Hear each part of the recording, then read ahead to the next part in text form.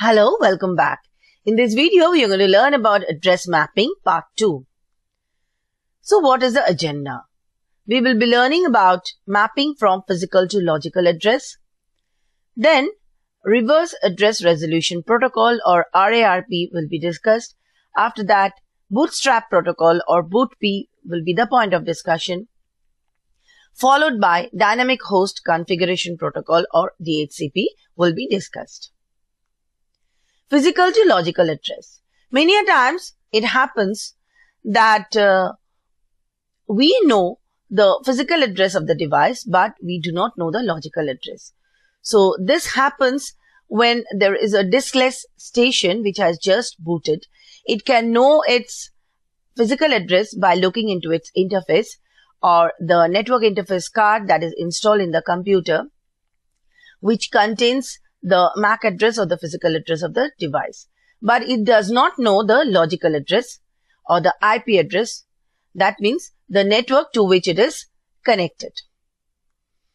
And there are sometimes many organizations which have huge demand of logical addresses, but they are not given so much of address space.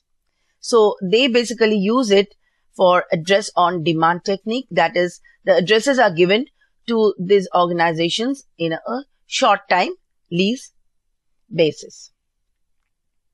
Now, what are the different types of protocols that are used to map the physical address to logical address? There are basically three types of protocols which we will be discussing in this video. One is reverse address resolution protocol, also known as RARP. The second one is bootstrap protocol, known as BootP. And the third one is dynamic host configuration protocol or DHCP. Let us learn them one by one. RARP. Let's look at the concept of RARP. There is an RARP request, and this is basically given by the client machine. This request is given by the client machine to know the IP address of the device. And there will be a reply message, which is the RARP reply message that will be given by the server machine, and it will return the IP address of the machine. And since there is a mapping between the physical address and the logical address. Now, there are certain disadvantages of RARP. This RARP broadcasting happens at the data link layer. Now, as we know, the data link layer means node to node delivery, and this messages cannot go outside the network. That means when there is a possibility of internetworking, this data link layer broadcasting is not possible or it is not useful. Since it does not pass through the network layer, so this type of messages for RARP has this type of advantages that it cannot be used for internetworking. Hence, we need RARP server for each of the network required. Like if this is a source, this source may be connected to different networks.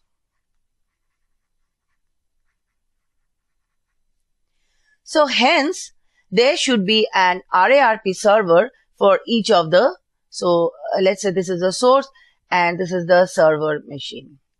So we need RARP server for each of the networks to which the source is connected. So these are the disadvantages of data link layer broadcasting or RARP. Let us look at BootP or bootstrap protocol. This BootP protocol is basically a client server application layer protocol, unlike RARP, which is a data link layer protocol. So BootP messages are encapsulated in UDP, and these are further IP encapsulated. Hence, there is an intermediary or relay which is required in the entire transfer of messages. let's say we have a BootP client over here and it should send a broadcast request for getting the IP address. But let's say we have a BootP client which wants to send a BootP broadcast request to know its IP address from the BootP server. But this BootP client does not know the IP address or the physical address of the BootP server. So hence, there is a relay agent which is required in between.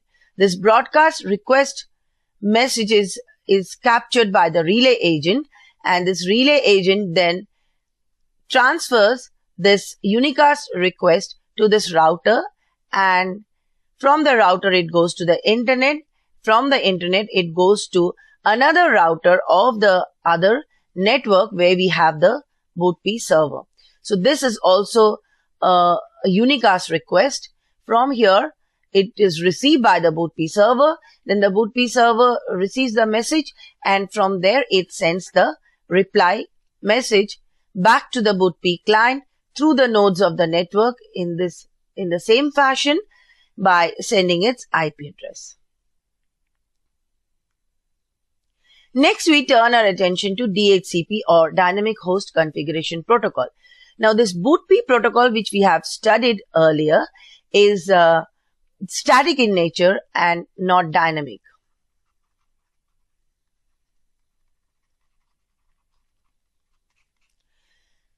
But this Dynamic Host Configuration Protocol is an address allocation protocol, and it provides address dynamically. There can be 4 different types. One is the static, second one is a dynamic, and manual and automatic. If it is a static concept, then it is similar to BootP. Next, we can have dynamic configuration protocol, where dynamically on demand basis the DHCP server will send the IP addresses to DHCP clients. Now the address mapping can be either done manually or it can also be done automatically. In this video, we have learned about physical to logical addressing. We have learned about 3 different protocols. One is the RARP or Reverse Address Resolution Protocol. The second one is the BootP protocol or the Bootstrap protocol. The third one is the DHCP or Dynamic Host Configuration Protocol. To recall, RARP works at the data link layer and has certain disadvantages. This BootP protocol works at the application layer and is advantageous as compared to RARP. DHCP also works at application level and it has advantages over RARP and BootP protocol. This BootP protocol is static in nature, and Dynamic Host Configuration Protocol can be static as well as it can be dynamic. Thank you.